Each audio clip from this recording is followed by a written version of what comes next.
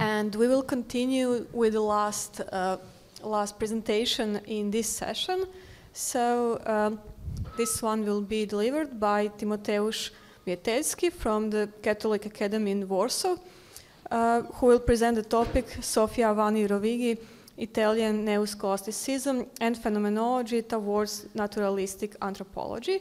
So Tymoteusz earned his PhD degree last year in philosophy, and his research interests include ethics and phenomenology. So the floor is yours. Dear colleagues, my name is Tymoteusz Mietelski. I am a Catholic priest of the Diocese of Warsaw, and I am currently employed at Catholic Academy in Warsaw. My sincere thanks to the organizers for accepting my lecture on anthropological views of Italian philosopher Sofia Vanni Rovighi. I will briefly introduce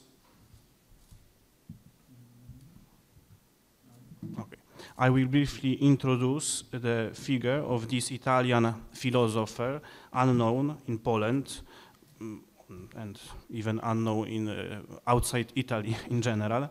Then an understanding of phenomenology, as Husserl's thought inspires some changes in her Thomistic approach to anthropology. Finally, I will show the main elements of her conception of man, which at the starting point wants to resist naturalistic and also spiritualistic concept. Sofia Vanni Rovighi was born in San Lazzaro di Savena in 1998 and died in Bologna in 1990. Immediately after graduating, she began teaching. In 1939, she obtained a libera docenza, the equivalent of habilitation, and in 1948 was hired as professor. She taught history of medieval philosophy, history of philosophy, theoretical philosophy and moral philosophy at the Catholic University of Milan. From 1962, she served as editor-in-chief of the Rivista di Filosofia Neo-Scholastica, journal modeled on the original version published in Louvain. At the time when the leading philosophy in Italy, and as it were the obligatory one for political reason, was the idealism, Vanni Rovighi studied medieval philosophy, which she learned under Amato Masnovo, one of the most important figures in Italian neo-scholasticism. She took as her goal to deepen her understanding of medieval philosophy and to see if it answered the problems posed in modern and contemporary thought. She took up at the first the issues of Franciscan philosophy of the 13th century, then the thought of Saint Thomas and Saint Anselm. Many texts were collected and republished in 2 volumes on the occasion of her 78th birthday. However, her philosophical search did not stop at the Middle Ages. She was also interested in modern philosophy, especially Descartes, Spinoza, Kant, and Hegel, and contemporary thought, especially Husserl, Scheler, Stein, Heidegger, and Hartmann.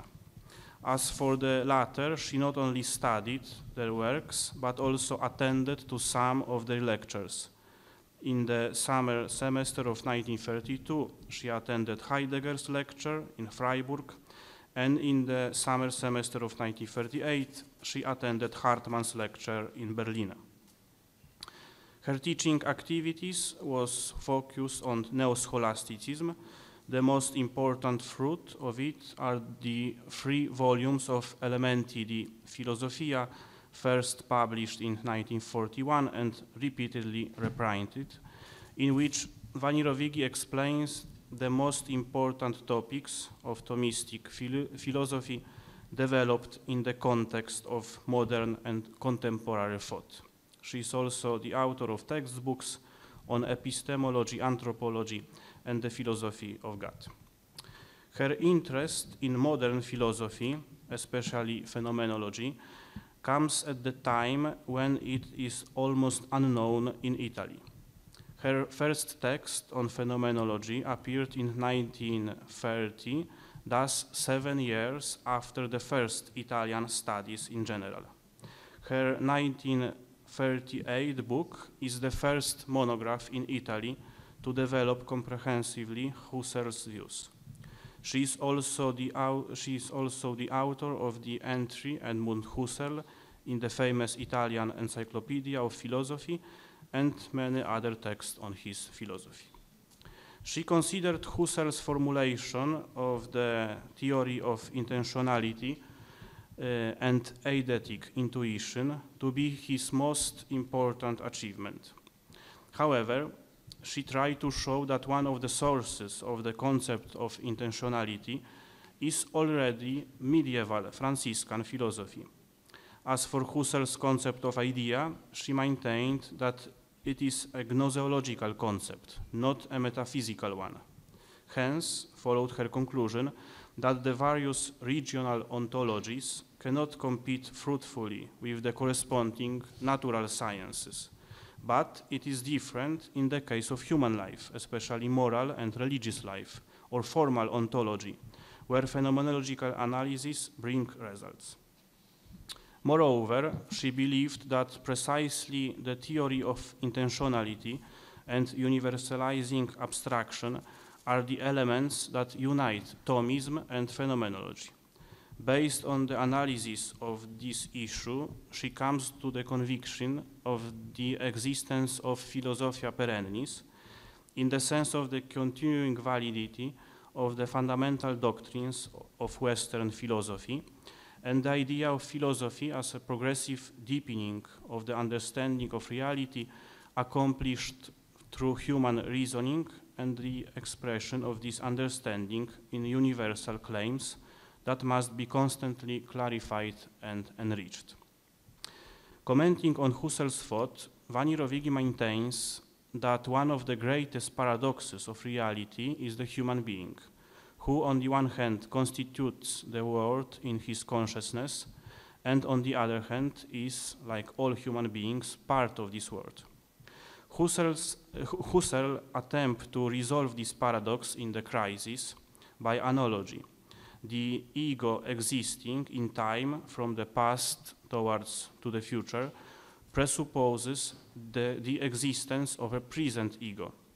In the same way, the various existing egos in the world are actualization of transcendental ego. Vanni Rovighi states that this is completely different from the solution proposed by neo-scholasticism, and which Husserl rejected, in her view, because of his aversion to the concepts that can be attributed a religious character. For this reason, although she valued phenomenology, she rejected it. However, it was not a question of this acceptance of religious claims. She was convinced of the complete autonomy of philosophical research, especially anthropological and moral research. It was about accepting claims that are better argued regardless of their coincidence or lack of coincidence with religion. She also believed that phenomenology did not provide a clear answer to the problems of metaphysics, especially God, the soul, and the relationship between contingent entities and the absolute. To sum up this theme, we can say that phenomenology was not her philosophy, but taught her to read Thomistic texts with other eyes. Indeed, Vanni Rovighi considered phenomenology the most direct interlocutor of neo-scholasticism, capable of recovering the foundations of philosophy of being and aiming to reformulate its essential principles in a debate open to the most rigorous results of gnoseology, epistemology, science, and contemporary philosophy of consciousness. The third point, at the center of Vanni Rovighi's interest was always anthropology, which she called the metaphysics of man. In this field, she relied on the solution of Saint Thomas, but not because of his authority, but because of the strength of his arguments. Precisely because Thomistic anthropology, she referred to herself as a Thomist. It is worth noting at the beginning that in her view, the term naturalism can have different meanings, obviously. It usually means the reduction of any being to its material existence. Nevertheless, since classical anthropology refers to the concept of nature, Vanni Rovighi describes it as naturalistic, in the correct sense of the word. As such, this classical anthropology is far from both Cartesian dualism and monism, whether materialistic or spiritualistic. Vanni Rovighi maintains that some human issues are not solved by the human sciences, natural or social. Always at some point of their arguments, there is a reference, explicit or implicit, to some concept of man. The task of philosophy is to look for justification for the assumed concept. To accomplish this, it is necessary to see what or who human being is. The answer to this question proceeds, in Vanni Rovighi's terms, in two stages, phenomenological and ontological. In the first, it is a matter of describing what experience and self-consciousness say about man. In the second, it is about drawing conclusion about the essence of man from this description. As Vanni Rovighi maintains, from the data shown by phenomenology, metaphysical psychology tries to draw conclusion about what man is, what is the principle characterizes him, the principle that is traditionally called the soul. At this second point, the way is more difficult and subtle research is necessary, diligent and subtilis inquisitio, as Saint Thomas says. Phenomenology, as the first stage of anthropology, however, is not a repetition of the thesis of the human sciences or philosophical concept, but a disclosure of what these sciences presuppose and imply. Vanni Rovighi undertakes an analysis of the various conceptions of man that might underlie the vision of human being in the natural sciences, social sciences, or culture. She argues that currently dominant were the conception of man proposed by Marx, Nietzsche, and Freud. She defines them as naturalistic, since they capture man as a product of corporeal nature in opposition to the long tradition of approaching man as a spiritual being. The concept of Marx, Nietzsche, and Freud, although different, are all characterized by naturalism, as they reduce man to the nature understood as carnality or animality. This happens in the reaction to the spiritualistic concept, taking their start in modernity from Descartes. His anthropology is a reference point for modern and contemporary thought. Meanwhile, according to Vanni Rovighi, experience shows two fundamental aspects of human life: its profound unity against Cartesian dualism and the reduction of the person to pure spirit, and its irreducibility to corporeality, against the reduction of the person to a material body. In the history of philosophy, one of these aspects has often been emphasized at the expense of the other. The best example, in her opinion, are Plato and Aristotle. The first of them emphasized the spiritual nature of human being and considered the body as a burden. The second, while paying more attention to the unity of man manifested in the concept of the soul as a form of the body, overlooks its transcendence. Thomistic anthropology, by contrast, shows human being as irreducible, not only to the material, but also to the spiritual dimension. She claims that human being is not a kind of angel who has fallen into a world foreign to himself, but is made of the same fabric as other bodies. Not only that, he possesses a soul analogous to the forms of other animate beings. There is, therefore, a similarity of entities of which the universe is composed, even if precisely in the differences of species, and human beings are part of nature, despite their possession of a substantial form that transcends nature in some of its aspects and allows them to dominate it. Based on the unity of man's existence captured in experience and irreducibility to the material body, Vanni Rovighi points out three basic characteristics of human beings: his unity, spirituality, and freedom. The first and the third are shown at the phenomenological level. The second must be deduced at the metaphysical level.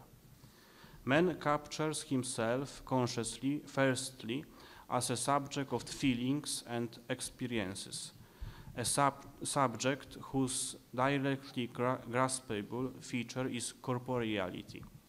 Through reflection on his cognition, he further states the existence of objects outside himself. Next, he captures itself as unity. The corporeal ego is the same ego as the cognitive ego. Classically, it is assumed that the soul as a substance form is the cause of man's unity. The concept of human psychophysical unity explains why the most typical human action cannot be reduced to spiritual or bodily facts alone. From the phenomenological level, it is now necessary to move to the metaphysical level. What is needed is to draw conclusions from the data captured in experience, conclusions about the nature of human being. From the thesis of man's self-perception by the cognition of his own acts, follows the thesis of the cognition of acts by their object. Man can acquire the cognition of necessary truths and universal concepts. Such a way of cognition is an activity independent of his animality and therefore reveals the subject of activity that transcends animality. This existence of the soul, the existence of the soul is inferred precisely from the existence of these specific human activities. Associated with the spiritual nature of man is freedom. Vanni Rovighi maintains that there is an experience of freedom captured at the phenomenological level. Free will is based on the desire from the known good. It directs itself toward particular things, but because it comes to know them as good, as means to the fullness of being. Freedom is a particular expression of man's spirituality, especially when it transcends the corporal nature, such as in the case of dying for someone. Vanni Rovighi states, man reveals his spiritual nature in the world in which he cognizes corporeal things.